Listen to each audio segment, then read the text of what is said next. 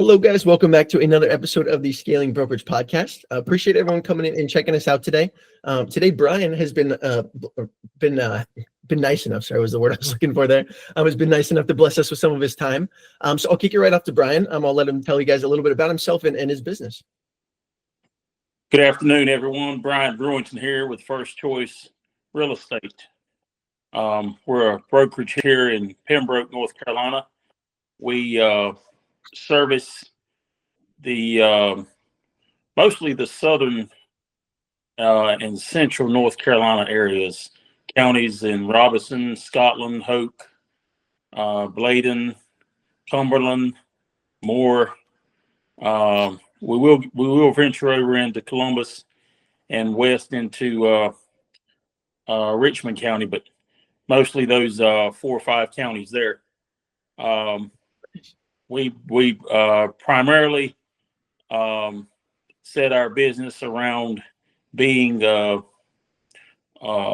multi-versed, which is we are specialized in all areas, really: residential, land, commercial. We do property management, and we also are involved in investments as well. We buy properties, and we either rent those out or we either turn around and sell those. So we try to educate the public on how to get into real estate. Lots of times I'll get approached from someone who's looking for a career change, or somebody who might be looking to add to their current situation, and they have an interest in real estate. They've been seeing some commercials, infomercials online, talking about how quick and easy it is to get rich in real estate. So $1 million listings. Yeah, some shows, reality. I like to call them non-reality TV shows. Yeah.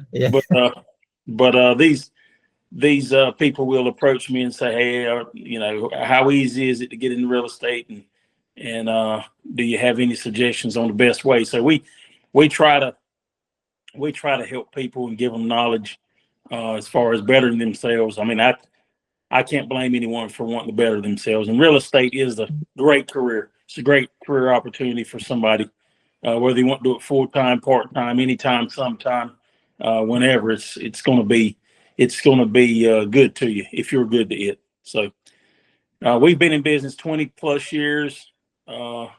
We kind of changed our focus on the direction of our business. A few years back, we were thinking we were going to continue opening up offices, and we had started opening up two. We opened up 2 offices, one in Laurinburg, North Carolina, one in Fayetteville, North Carolina, and these offices, we staffed them with other agents and that kind of thing, and it was okay for a while. Just became a little too demanding and pulled us away from our own personal goals as far as sales and personal sales, and we have clients too, and so we decided it's best just to focus on one office and work from this office, and spread our wings that way.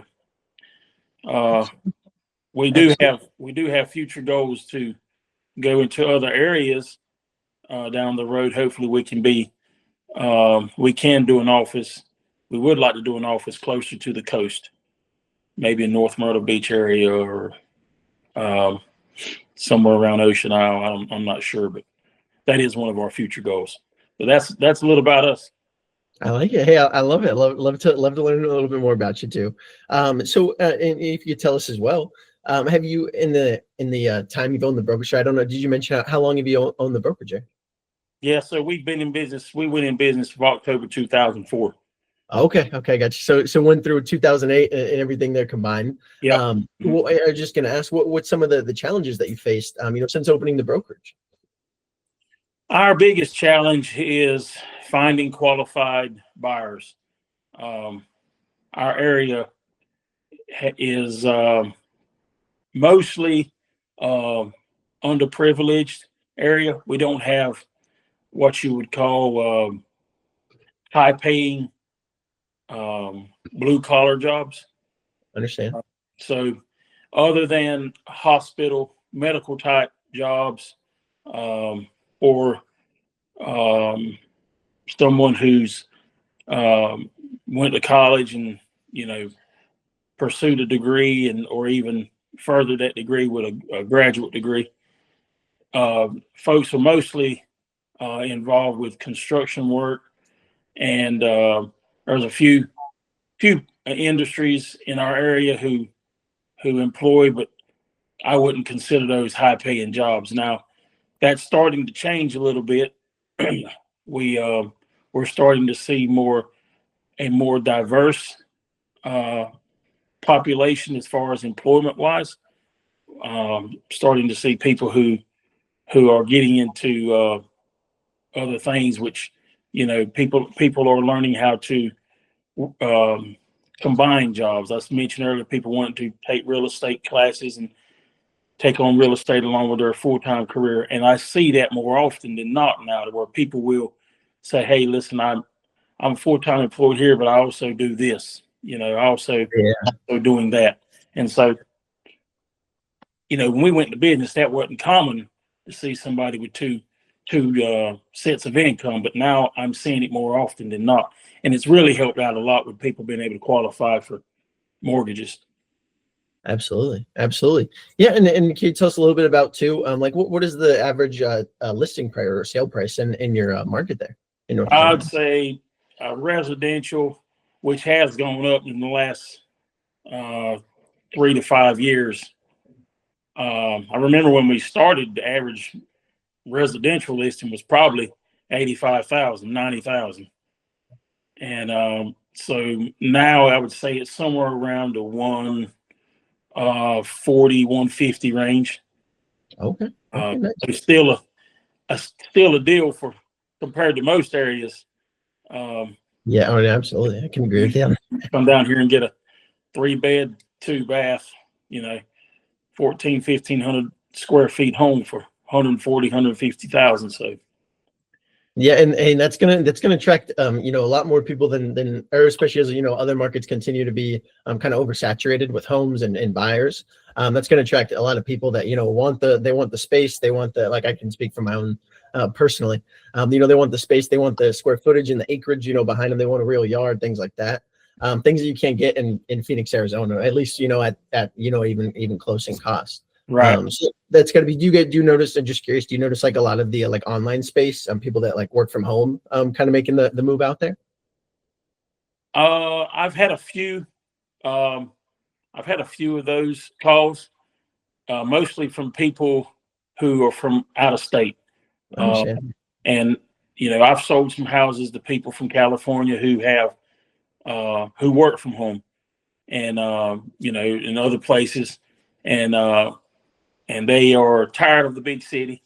It's a give and take. So you move out here, and you don't have the luxury of having the nice restaurant chains, all the fancy shopping in areas and that kind of thing, but you do have more privacy. So seems to be less stressful as far as traffic, and your neighbors are a little more neighborly.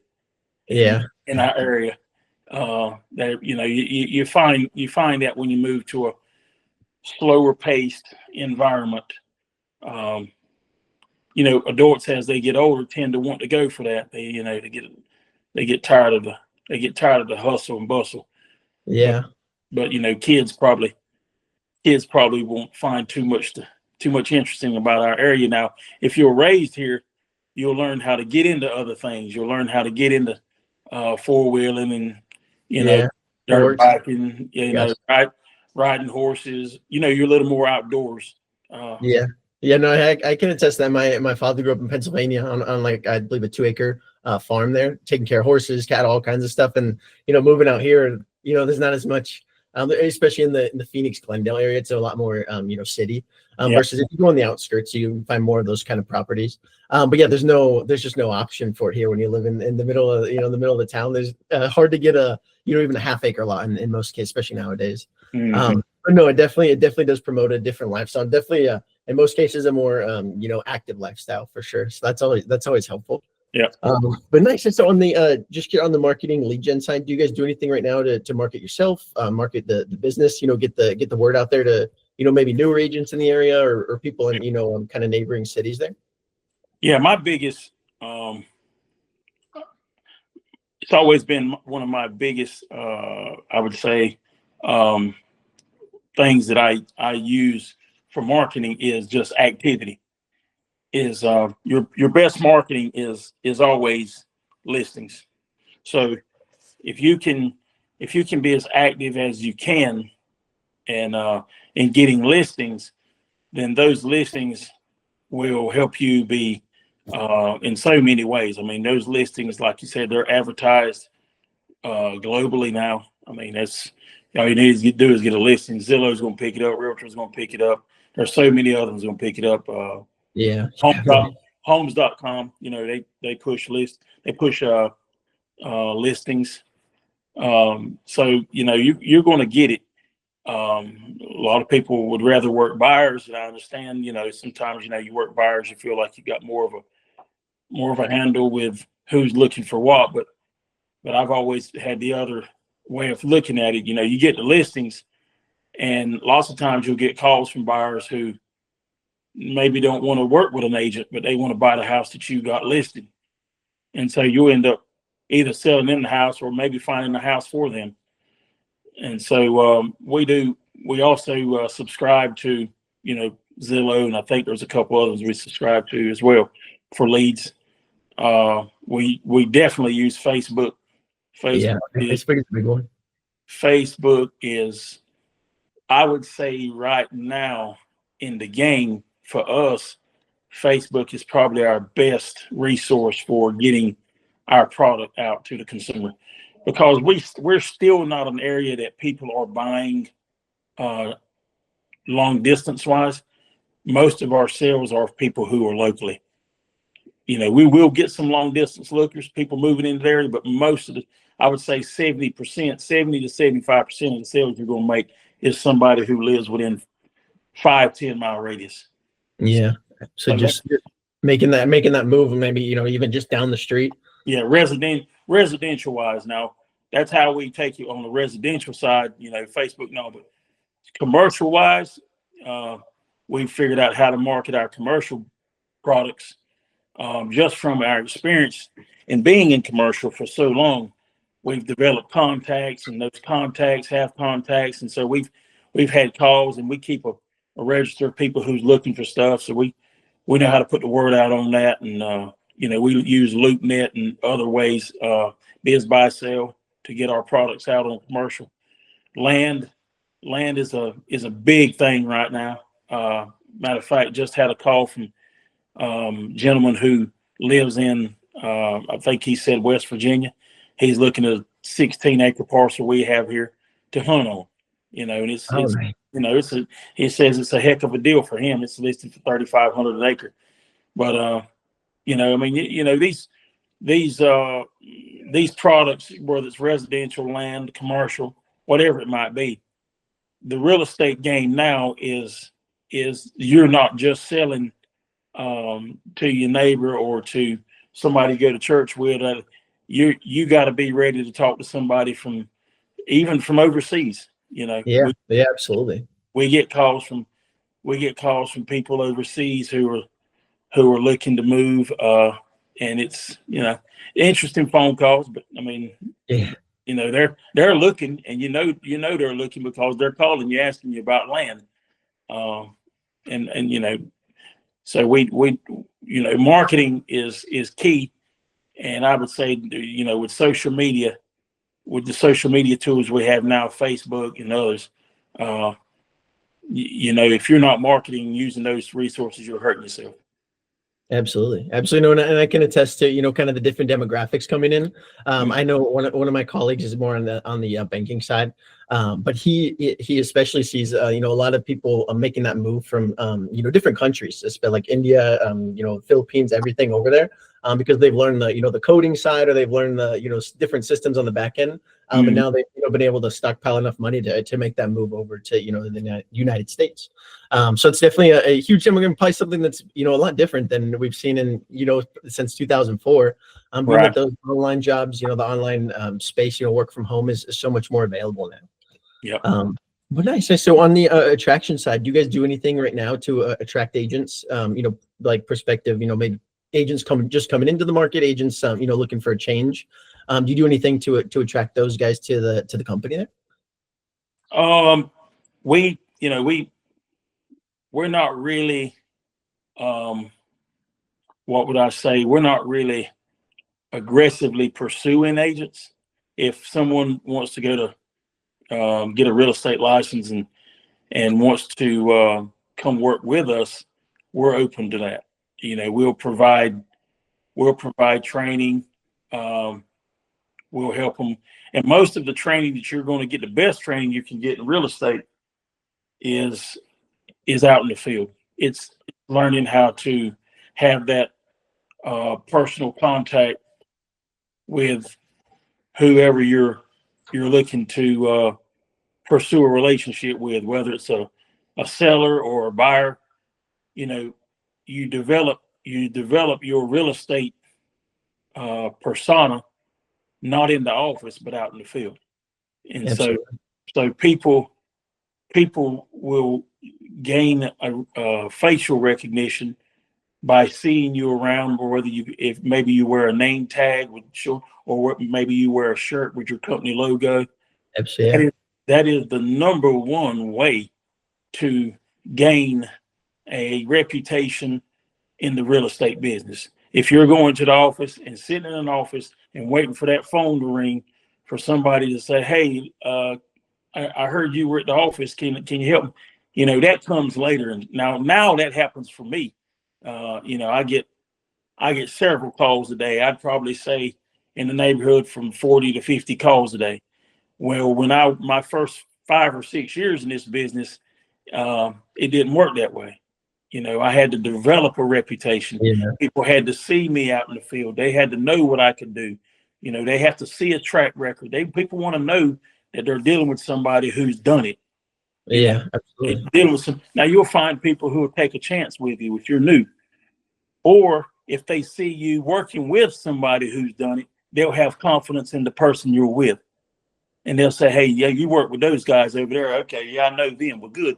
If you're working with them, I feel comfortable with, something along those lines." But yeah, so for somebody who's looking to get into real estate, yeah, like I said earlier, we don't mind helping you and coming. But as far as aggressively pursuing and trying to have as many agents as we can on staff, no. Gotcha. I gotcha. All right. Well, and let's explore what's kind of the future for you. Like say the next 2 to 3 years. Where would you see yourself? Where do you see the business kind of going along? Yeah. So our business, we kind of have a 2 streams of what I call income. So we have a brokerage side, and we have what's called the investing side, and it's all real estate. And so it's all real estate. If you're going to be in the real estate game as a broker, you need to learn how to buy a property.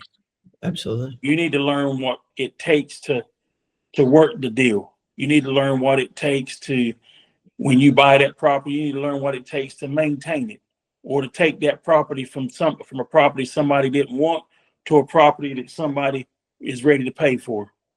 You need to have that experience. So we are going to continue to build both sides, the brokerage side, and along with the investment side.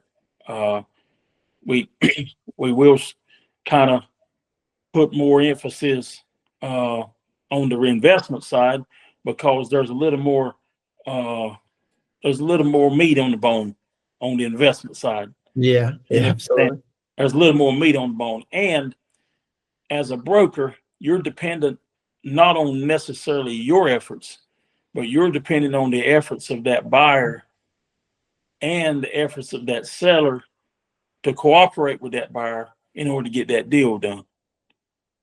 So there's a lot of things that can get in between once you gain a contract on a property. A lot of things that can get in between that contract and it being a contract and it being a closed contract.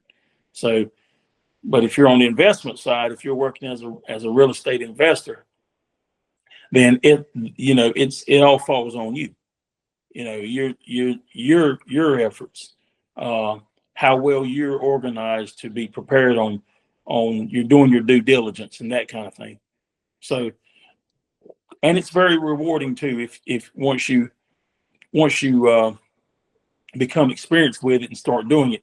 But I always say, if you're going to do it as an investor, you need to get a real estate license so you'll understand it from a brokerage point of view. Well, yeah. Yeah, absolutely. Hey, no, having that knowledge of both ends can definitely help, not only help us facilitate deals, but help us make the right deals. Make the right deals. Yeah. Go along. Awesome. So to touch on what would be any advice that you give to, someone just starting in the real estate industry, someone, maybe just starting out their own brokerage. What advice would you give them as far as, how to continue to stay ahead of the curve in real estate? The first piece of advice is don't get into business thinking you're going to get rich overnight. Be willing to put some sweat equity into it, elbow grease, whatever you want to call it. Be willing to work a little bit. And it's okay. It's okay to crawl for a while. It's okay. Our first deal, we were in business 6 months and we landed our first deal. And it was a deal that wasn't supposed to be ours. They actually were calling for the real estate company that was in town before us, that had an office beside of us, and mistakenly called our office. Well, we ended up getting the deal. So that was our first deal, and it took 6 months.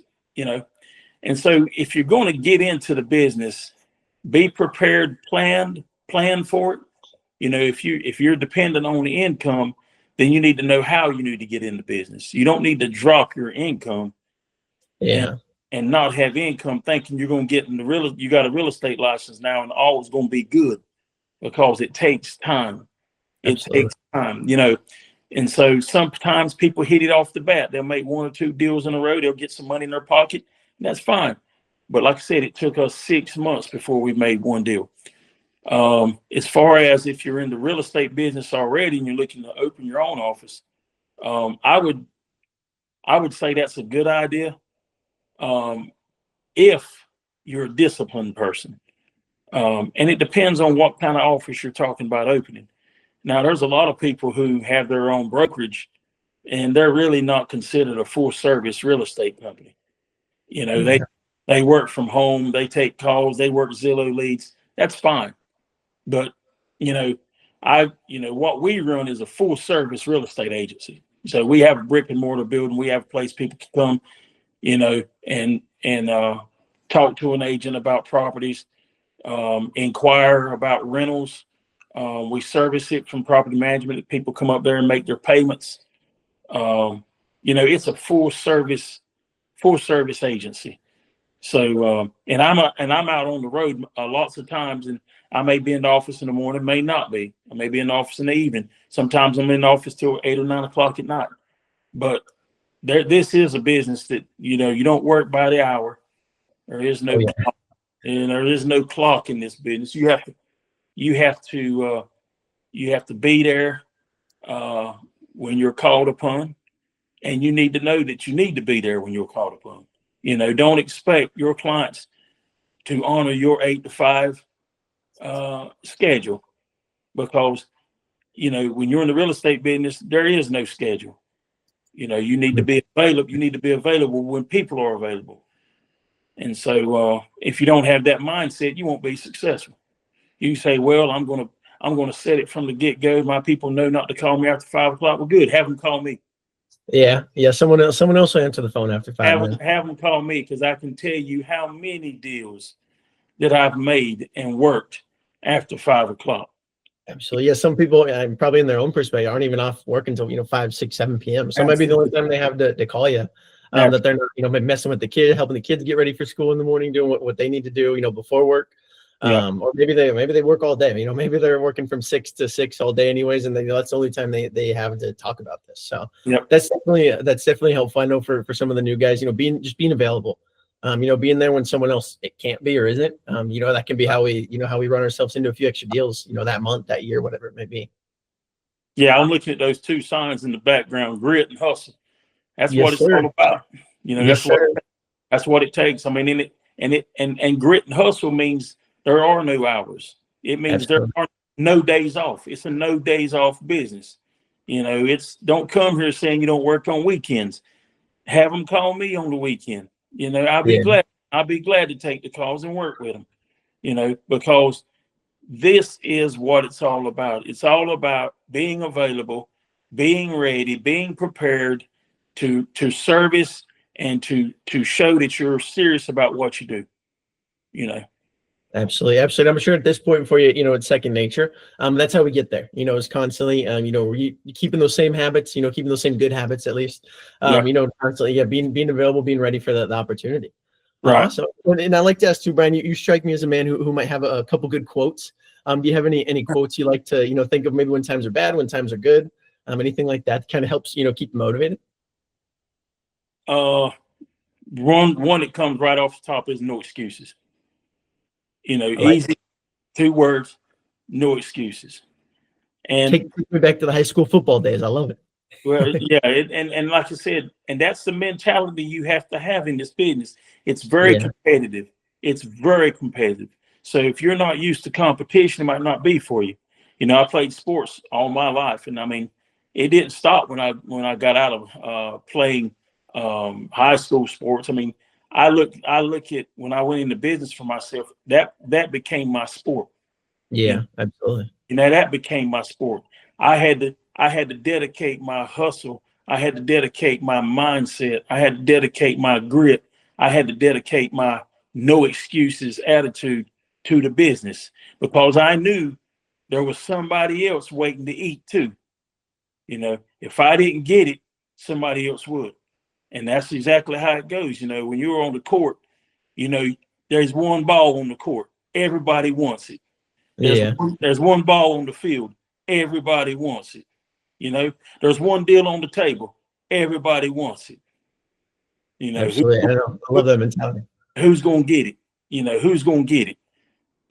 No days off, no excuses. Those are just a couple of them. And then at the same time, I have to always understand that, everything is given by God. And so I never lose my my focus on my faith.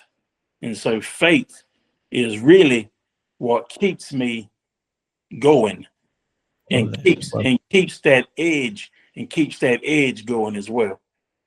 Some people say, well, that's a little hardcore. Well, faith is hardcore. Faith is hardcore. There ain't nothing soft about faith. Faith moves mountains, right? So if faith moves mountains, faith's hardcore. I love it. Yeah. I love it. And it could kind of touch on what you said right before that too. The best ability is availability, right? Absolutely. I love it. I love it, Brian. Wait, I appreciate you coming out to the podcast today. In close, do you have anywhere that people can find you if they're in the North Carolina area, or maybe if they just want to learn some more about you, anything there? Yeah. So we're on Facebook. You can go to First Choice Real Estate. That's the number 1 ST.